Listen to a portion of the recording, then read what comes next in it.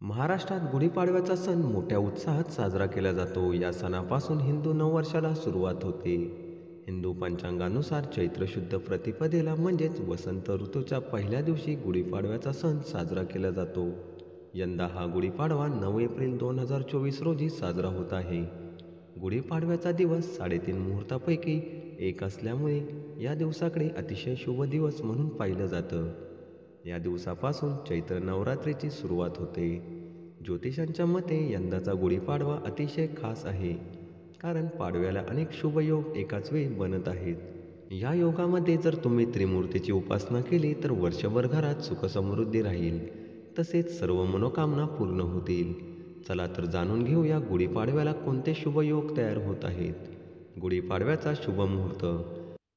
पंचांगानुसार चैत्र महिन्याची प्रतिपदा 8 एप्रिल रोजी रात्री 11:50 सुरू होणार आहे. ही प्रतिपदा दुसऱ्या दिवशी 9 एप्रिल रोजी रात्री 8:30 समाप्त होईल. त्यामुळे यंदा गुढीपाडव्याचा सण 9 एप्रिल रोजी साजरा होणार आहे. 9 तारखेला सकाळी 6:02 ते 10:17 गुढीपूजनाचा शुभ मुहूर्त आहे. तुम्ही या मुहूर्तावर गुढीची पूजा करून गुढी उभारू शकता. सर्वार्थसिद्धी योग. गुढीपाडव्याच्या दिवशी सर्वार्थसिद्धी योग तयार होत आहे. हा योग 9 एप्रिल रोजी सकाळी 7:32 ते दुसऱ्या दिवशी म्हणजेच 10 एप्रिल रोजी पहाटे 5:06 असणार आहे. या योगात शुभ कार्य केल्याने यश मिळते, तसेच देवांकडून आशीर्वाद मिळतात. अमृतसिद्धी योग.